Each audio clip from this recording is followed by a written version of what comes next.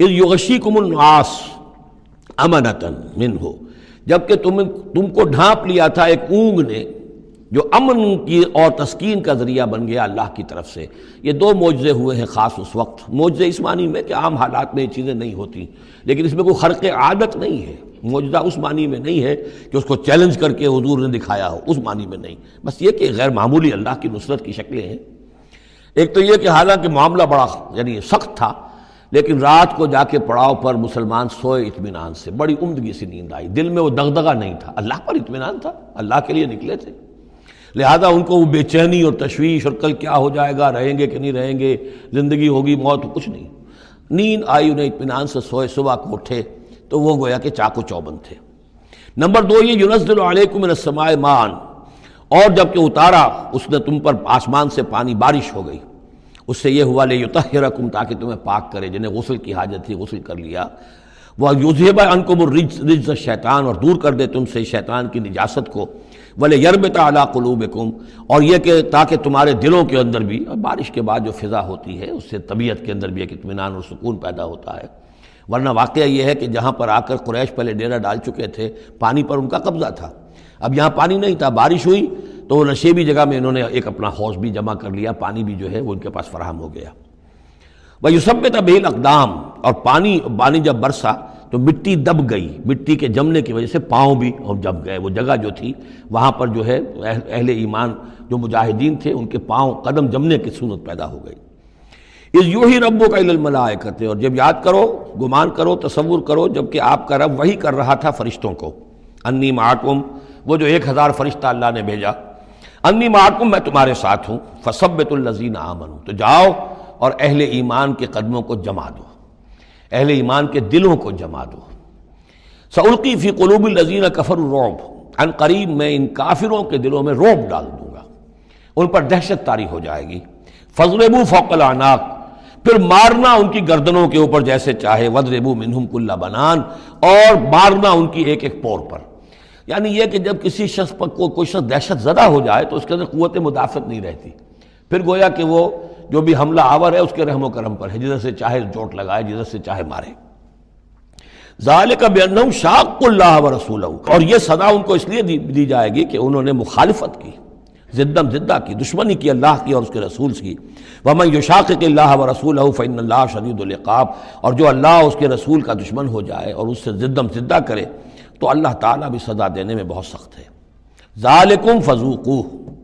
دیکھو اب یہ قریش سے خطاب ہے، ذالکم فذوقوہ، دیکھو یہ آگے پہلی قسط وصول کرو، چکھ لو اس کو، وَأَنَّ لِلْكَافِرِينَ عَذَابَ النَّارِ، اور ابھی جو تمہارے یہ کھیت رہے ہیں ان کی سزا یہی ختم نہیں ہو گئی ہے، ان کے لیے جہنم کا عذاب ہے۔ یا ایھا الذین آمنوا اذا لقیتم الذین کفروا زحفا، اہل ایمان جب تمہارا مقابلہ ہو جائے کافروں سے میدان جنگ میں، یہ زحف کہتے ہیں جبکہ باقاعدہ دو لشکر ایک دوسرے کے سامنے مد مقابل بن کر آئیں، ایک چھاپا مار جنگ ہوتی ہے، جیسے کہ 8 جو پہلی اس سے مہمیں تھیں وہ جنگ کی شکل نہیں تھی بلکہ وہ مہمیں تھیں چھاپا مار، لیکن اب یہ پہلی مرتبہ جنگ ہوئی ہے، لہذا اس کے حوالے سے بات ہو رہی ہے۔ یا ایھا الذین آمنوا اذا لقیتم الذین کفروا زحفا فلا تولوہم الادبار، تو تم ان کو پیٹھ مت دکھاؤ، پیٹھ مت موڑو، مطلب یہ کہ کھڑے رہو، ڈٹے رہو، مقابلہ کرو، جان چلی جائے لیکن یہ کہ پیچھے قدم نہ ہٹے۔ وَمَن يُوَلِّهِمْ يَوْمَئِذٍ دُبُرَهُ، اور جو کوئی بھی اس روز اپنی پیٹھ دکھا دے گا، یعنی میدان جنگ سے بھاگے گا، دو استثناءات کے ساتھ، الا متحرفا لقتال، سوائے اس کے کہ یا تو وہ کوئی داؤ لگا رہا ہو جنگ کے لیے، جیسے دو آدمی بھی جنگ کرتے ہیں اور تلوار اور اس کے ساتھ، تو کوئی ذرا ادھر ہٹتا ہے، پیچھے کو ہٹتا ہے، وہ بھاگنا نہیں ہوتا بلکہ وہ تو در حقیقت ایک ٹیکٹیکل موو ہے، وہ تو ایک اپنے داؤ کے لیے ذرا پیچھے ہٹنا، اب اس وقت میسرہ کو پیچھے کر لیا جائے اور جو میمنہ ہے اسے آگے بڑھایا جائے، یہ بات اور ہے۔ اور متحیزا الی فئۃ، یا یہ ہے کہ کوئی اور جمعیت ہے جس کی طرف جا کر ملنا ہے اور اس کے لیے ریٹریٹ ہو رہی ہے، تو آرڈرلی ریٹریٹ یہ ایک علیحدہ شے ہو جائے گی، اور ٹیکٹیکل موو یہ علیحدہ شے ہو جائے گی۔ تو آرڈرلی ریٹریٹ اور ٹیکٹیکل موو، ان دو کے سوا اگر کوئی بھگدڑ کے اندر کوئی جان بچا کر بھاگا، فقط باب غضب من اللہ، تو اس نے تو اللہ کا غضب جو ہے وہ کما لیا۔ ومأواہ جہنم، اس کا ٹھکانہ جہنم ہوگا، وبئس المصیر، اور وہ بہت ہی برا ٹھکانہ ہے۔ اب یہاں وہ بات آ گئی فلم تقتلوہم، اے مسلمانوں تم نے انہیں قتل نہیں کیا، ولکن اللہ قتلہم، اللہ نے انہیں قتل کیا۔ ویسے تو یہ کہ فاعل حقیقی اللہ ہے، ہم جو کام بھی کرتے ہیں اور جس شے کے اندر بھی کوئی تاثیر ہے وہ اللہ ہی کی وجہ سے، لا فاعل فی الحقیقت ولا مؤثر الا اللہ، عام حالات میں بھی یہ، لیکن یہ خاص حالات تھے جن میں اللہ تعالیٰ کی خصوصی مدد آئی ہے۔ فلم تقتلوہم ولکن اللہ قتلہم وما رمیت اذ رمیت ولکن اللہ رما، اور اے نبی آپ نے بھی جو کنکریوں کی مٹھی بھر کر پھینکی تھی، آپ نے کنکریاں لیں اپنی مٹھی میں اور پھینکا کفار کے لشکر کی طرف، شاہت الوجوہ، چہرے جو ہیں بگڑ جائیں، تو یہ پتہ نہیں کہاں تک اللہ نے ان کنکریوں کو پہنچایا ہے۔ تو فرمایا اور آپ نے جب وہ کنکریوں کی مٹھی پھینکی تھی، ما رمیت اذ رمیت، آپ نے نہیں پھینکی تھی ولکن اللہ رما، یہ تو اللہ تعالیٰ نے پھینکی تھی۔ ہاتھ ہے اللہ کا، بندہ مومن کا ہاتھ۔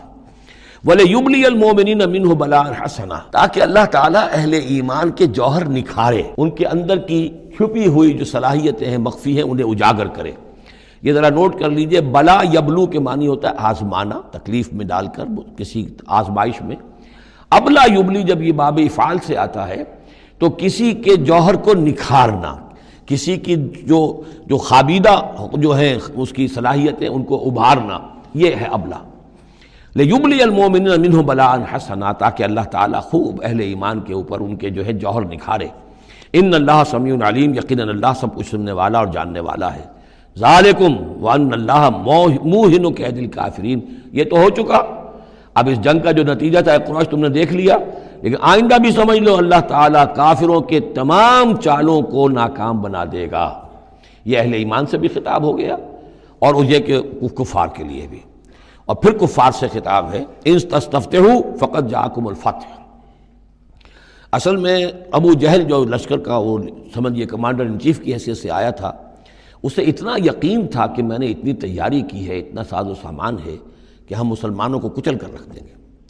تو پہلے سے پروپیگنڈا شروع کر دیا تھا، یہ یوم الفرقان ہوگا، یہ پتہ چل جائے گا اللہ کس کے ساتھ ہے۔ اللہ کو تو وہ بھی مانتے تھے، اللہ کے ساتھ دیویوں دیوتاؤں کو مانتے تھے نا، اللہ کے منکر تو نہیں تھے، لیکن یہ کہ ادھر اللہ ہی اللہ تھا، ادھر اللہ کے ساتھ اور منات اور دیوتا اور وہ بھی تھے، تو یہ کہ اللہ کس کے ساتھ ہے یہ ثابت ہو جائے گا، یعنی وہ اتنا یقین تھا اسے۔ جیسے 65 کی جنگ میں لاہور، فال آف لاہور دکھا دیا گیا BBC ٹیلی ویژن کے اوپر، یہ ہو چکا، لاہور جو ہے اس پر تو بھارتی فوج کا قبضہ ہو چکا، اتنا یقینی تھا۔ اسی طرح اس نے یوم الفرقان کہا، تو اسی کو اللہ تعالیٰ نے یوم الفرقان بنا دیا تاکہ منکشف ہو جائے، یہ بات مبرر ہو جائے کہ اللہ کس کے ساتھ ہے۔ اس اعتبار سے اس کی دعا بھی بڑی عجیب ہے، جو اس نے آ کر بدر سے ایک رات قبل جب کہ حضور بھی دعا مانگ رہے تھے اور طویل ترین سجدہ کیا تھا، اس نے بھی دعا کی تھی، اور وہ دعا جو ہے وہ موحدانہ دعا ہے، اس میں کسی لات عزا حبل منات کا کوئی تذکرہ نہیں۔ اللہم، اے اللہ،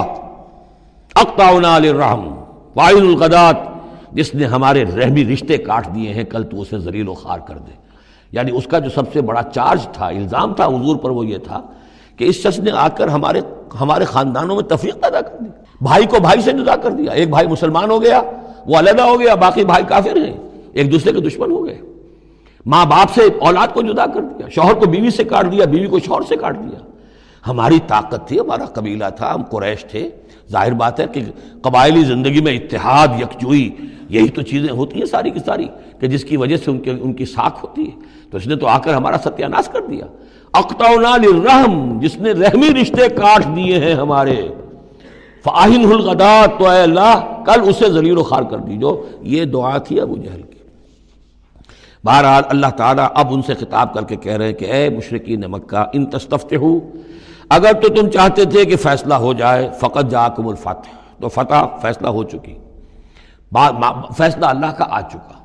معلوم ہو گیا کہ حق کدھر ہے، باطل کدھر ہے۔ وَإِن تَنْتَهُوا فَهُوَ خَيْرٌ لَكُمْ، اب بھی اگر تم باز آ جاؤ تو یہ تمہارے لیے بہتر ہے۔ وَإِن تَعُودُوا نَعُودْ، اگر دوبارہ اعادہ کرو گے ہم بھی یہی کچھ دوبارہ کریں گے۔ وَلَن تُغْنِيَ عَنْكُمْ فِئَتُكُمْ شَيْئًا، اور تمہاری یہ نفری اور جمعیت اور تمہاری یہ تعداد تمہیں کسی کام نہیں آ سکے گی۔ وَلَوْ كَثُرَتْ، خواہ وہ بہت ہو، وَأَنَّ اللَّهَ مَعَ الْمُؤْمِنِينَ، اور یہ کہ اللہ اہل ایمان کے ساتھ ہے۔